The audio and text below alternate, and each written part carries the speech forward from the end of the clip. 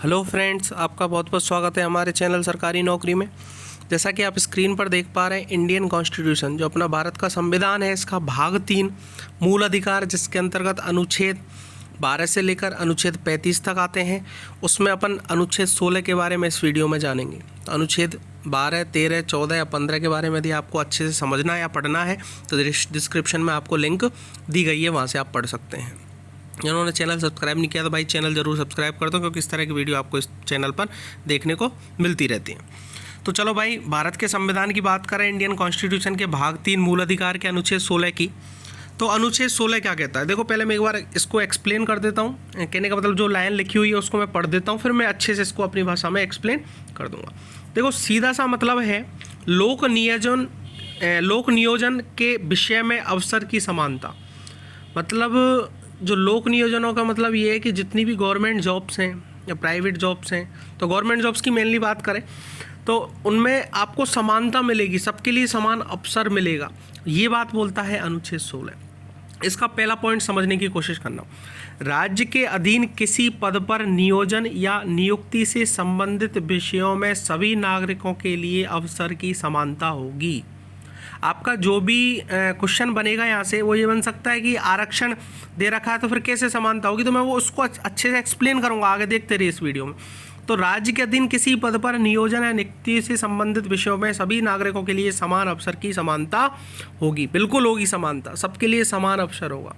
ठीक है। उसके बाद दूसरा पॉइंट, राज्य के अधीन की किसी नियोजन या पद के संबंध में केवल धर्म, मूलवंश, जाति, लिंग, उद्भव, जन्म स्थान, निवास या इनमें से किसी के आधार पर न तो कोई नागरिक अपात्र होगा और न ही उससे विभेद किया जाएगा।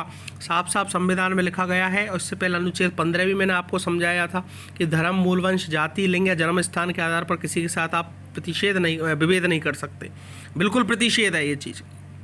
तो वही चीज़ यहाँ बोली है कि जितनी भी नागरिकों के लिए जॉब मिलेगी, लोक नियोजनों के जो अवसर मिलेंगे, तो उसमें आप मूलवंश, जाति, लिंग, उद्भव, जन्म स्थान, निवास या इनके किसी के आधार पर आप नागरिक को अपात्र नहीं कर सकते। लिंग का मतलब ऐसा नहीं कि पुरुष के लिए कुछ अलग और महिला के लिए कुछ अलग, जाति मतलब इसके लिए कुछ अलग। जो आरक्षण की व्यवस्था है वो जाति में है, वो तो चल रही है संविधान में। ये मैं आपको अनुच्छेद 15 में भी बहुत अच्छे से एक्सप्लेन कर चुका हूँ।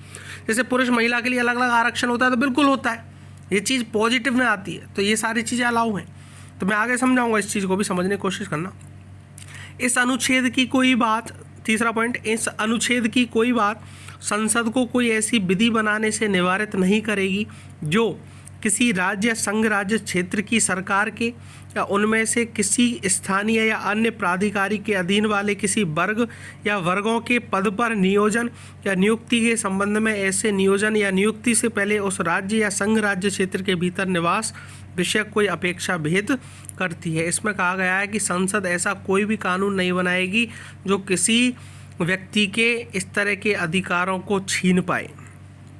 ठीक है, ये क्लियर सी बात कही गई है। इसके बाद अपन आगे चलते हैं।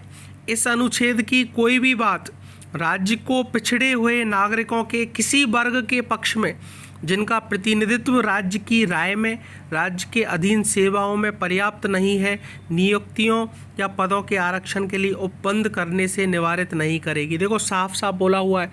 संविधान जिन्होंने बनाया है भाई, बहुत दिमाग से बनाया है। हर पॉइंट आगे तक की सोच के रखी है कि ऐसा ऑब्जेक्शन उठेगा तो इसका सॉल्यूशन पहले ही डाल दिया, ऐसा उठ सकता है तो इसका सॉल्यूशन पहले ही डाल दिया।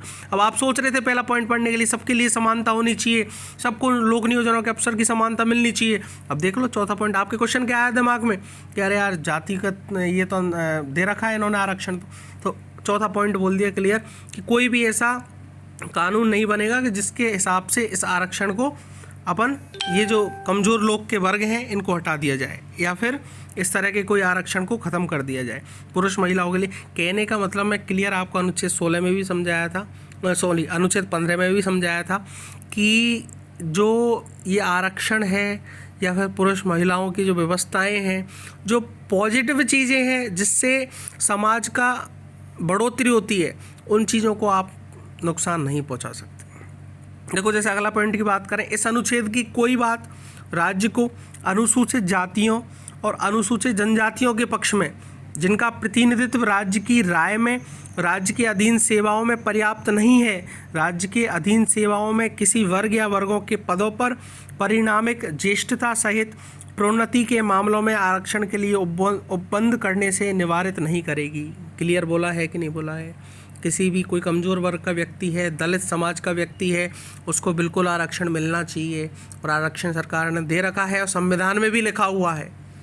तो आप ये सोचो कि सबके लिए समानता हो जाए, सबके लिए समान नौकरी मिले, लोक नियोजनों के विषय में अफसर की सबको समानता मिले, तो कुछ कंडीशनें इस पर भी लागू नहीं होती हैं, जिस तरह मैंने आपको इसको समझाया।